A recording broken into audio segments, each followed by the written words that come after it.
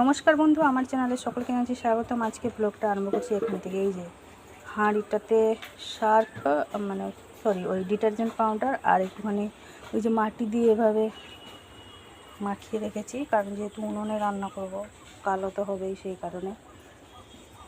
কী অবস্থা! আর এদিকে এই যে ঘুঁটে কাঠ এগুলো সব নিয়ে এসেছি, কার্টুনগুলো ছাদে ছিল সেগুলো সব নিয়ে এসেছি। আমার চান হয়ে গেছে, এবারে যে জামা কাপড়গুলো ধুয়ে সব ছাদে দিয়ে আসবো ভাবছি। আজকে আর সামনে দেবো না, যেহেতু এখানটা রান্না বান্না হবে, ধোঁয়া লাগবে, সেই কারণে। শুনু সকালবেলা 7টা থেকে পড়া ছিল, তাকে দিয়ে চলে এসেছি। দিয়ে এসে এই তো আমার চানটা হয়ে গেছে। এবারে কাপড় চোপড়গুলো ধুয়ে সব ছাদে শুকনো দিয়ে আসি, তারপরে বাজারে যাব, আবার ওকে নিয়ে আসবো। শুনুকে কী রান্না করবো সেটাই ভাবছি। যাই হোক, এক তরকারি ভাত রান্না করতে হবে, কিছু আর করার নেই। ওই উনুনটাতে ওই ভাত আর তরকারিটা দেখি কি হয়। রোদও বেরিয়ে যাচ্ছে। যে দিকটা বসে আছে, আমাকে ওই জন্য বলছে ওই দিকটা একটুখানি পরিষ্কার করে দে, আমি ওই উনুনেতে রান্না করব বসে বসে। ভাতটা বসিয়ে দিলে মা তবুও দেখতে পারবে। এই যে মা এখানে বসে পড়েছে উনুনে রান্না করতে।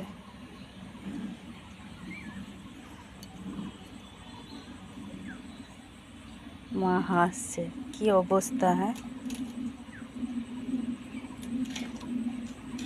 যা হাওয়া দিচ্ছে, কখন যে ভাত রান্না হবে ভগবান ছাড়া কেউ জানেনি।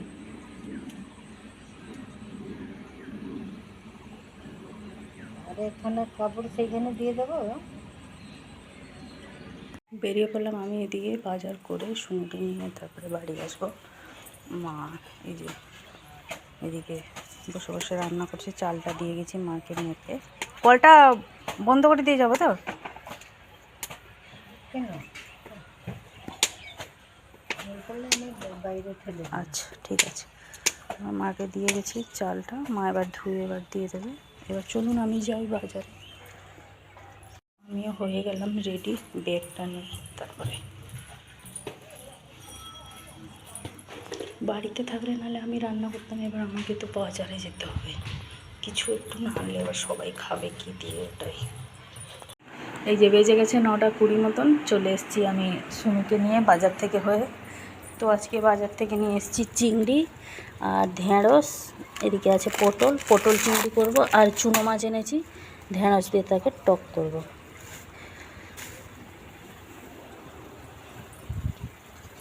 যা হাওয়া দিচ্ছে, এই যে হাওয়ার জন্যই, মানে নালে তখন ভাতটা বেশ হয়ে যেত, এই হাওয়ার জন্যই এইরকমই হচ্ছে সব।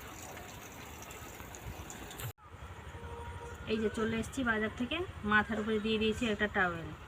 চিংড়ি মাছগুলো বাছছি। এই যে এই চিংড়ি মাছগুলো বাছাই হচ্ছে সব থেকে কষ্ট। এই যে ময়লাগুলো সব বের করতে হবে।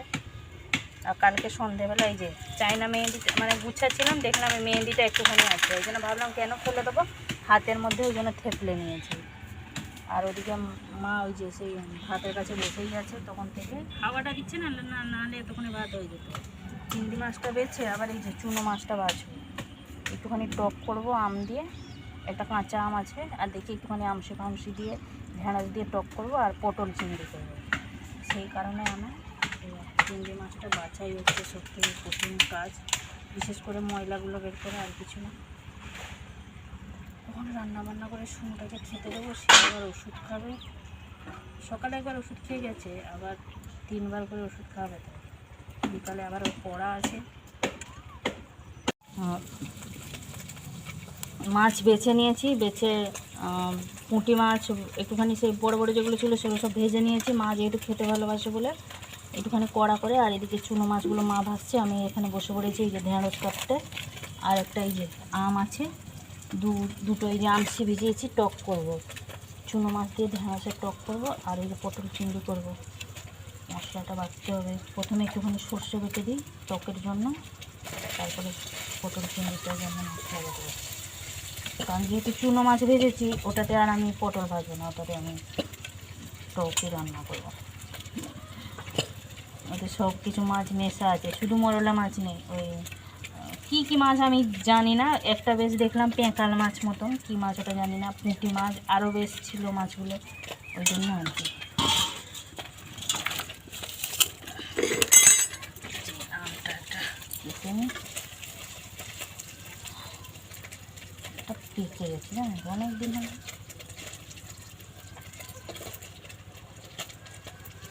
টকটকই লাগছে।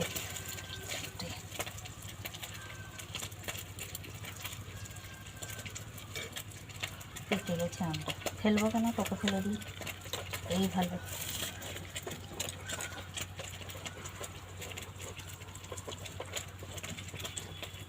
বাস একদম পুরো হাত সামলে, যেহেতু পাকা আম, হাত আবার দু হাতখানা হইতে হবে।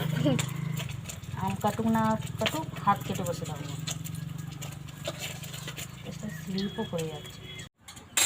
দেখেছো চল, এই যে বসেছি আমি এখানে সর্ষে বাটতে, শিলটা নিয়ে চলে এসেছি। মা বলছে ওই জন্য, বলছে ওরকম তুলাতুলি করিস না, কোথায় লেগে লুগে যাবে, আবার আমার মতন বেল্ট পরে বসে থাকতে হবে। মা ওদিকে যে টকটা রান্না করছে, শিলটা নিয়ে চলে এসেছি। সর্ষে বাটা হয়ে গেছে, এদিকে এই যে আদা রসুন পেঁয়াজটা বেটে নিচ্ছি ওই পটল চিংড়ির জন্য। কি অবস্থা, হ্যাঁ গ্যাসটা এলে আমি আগে একটা 101 টাকা দিয়ে পুজো দেবো, তারপরে নমস্কার হবো ইন্ডিয়ান। এই যে বাঁচতে যাই 11:30, রান্না বান্না গোছাগুছি মাজামুজি সমস্ত কিছু কমপ্লিট। শিলটা তুলিনি, এখানে থাক, বাবা আসুক বলবো তুলে দিতে। এদিকটা এই যে ঝাঁট দিয়ে পরিষ্কার করে নিয়েছি উনুনটাতে। মা ওদিকে সব কিছু যাই হোক রান্নাবান্নাগুলো মাই করে দিল, মাই করলো রান্নাটা। আমাকে বলছে আমি অনেক দিন ধরে রান্না করিনি, আমাকে ভালো লাগছে। আর প্রথম আমার কী অসুবিধা হলো, মানে তো এই যে ভাত তরকারি আজকে সবই হয়েছে। এদিকে চুনো মাছের এই যে টক ঢেঁড়স দিয়ে, আর এই যে পটল চিংড়ি, এগুলো দুপুরে লাঞ্চের মেনু। এই যে বাসনগুলো জাস্ট মাঝামাঝি করে সব রাখলাম শুনুর জন্য। এদিকে এই যে চিংড়ি মাছ ভাজা রেখেছি, মার জন্য এই যে পুঁটি মাছগুলো একটু বড় বড় ছিল সেগুলো সব ভাজা রেখেছি। এটা শোনো নুন চিনি জল। গ্যাস এখন রেস্টে আছে।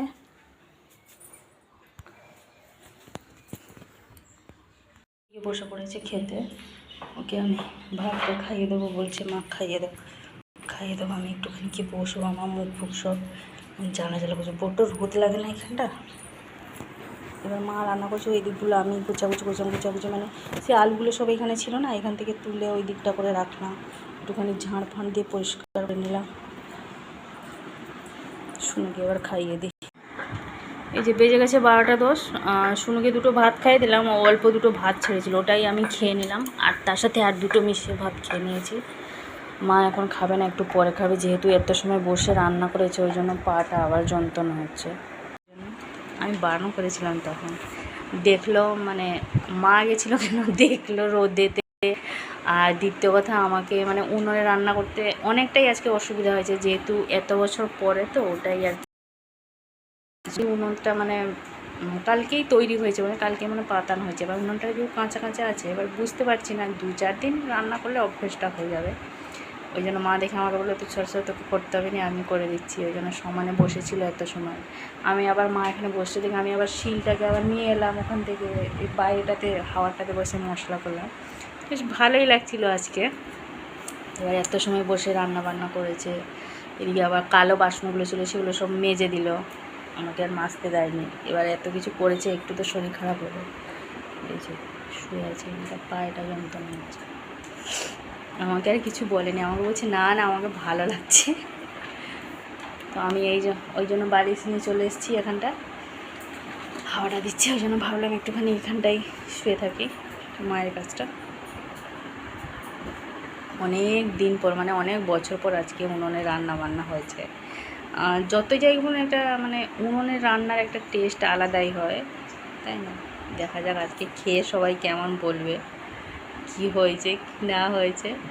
এই যে বাজে এখন 2:30, এই মাত্র বাসন কুসন মেজে সব ঘরে এলাম আমি। শুনো এদিকে এই যে অঙ্ক করছে, তার তো বিকালে আবার আজকে পড়া আছে, ম্যাট্রিক্স ক্লাস। নুন চিনি জলটা গুলে গেছিলাম, বোতলটা কোথায় রাখলি?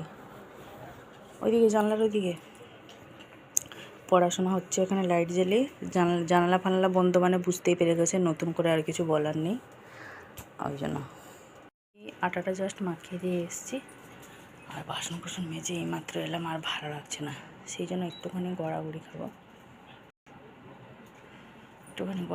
আর ভালো লাগছে না, কেমন যেন লাগছে। যদি একটুখানি ঘুম হয়ে যায় ভালো, 4টের সময় উঠে পড়তে হবে আবার। সন্ধ্যের সমস্ত আগের কাজকর্মগুলো শেষ করে তারপরে ওকে দিতে যাব। বেজে গেছে 5টা 40, সোনুকে দিয়ে চলে এসেছি। আর সোনুকে দিতে যাওয়ার আগে ঘর দোরগুলো ঝাঁটতে রেখে রুটি করে চা করে রেখে দিয়ে তারপরে আমি সোনুকে নিয়ে গেছিলাম। এখন এসে গেছি, এখন আমি লজেন্সটা করবো।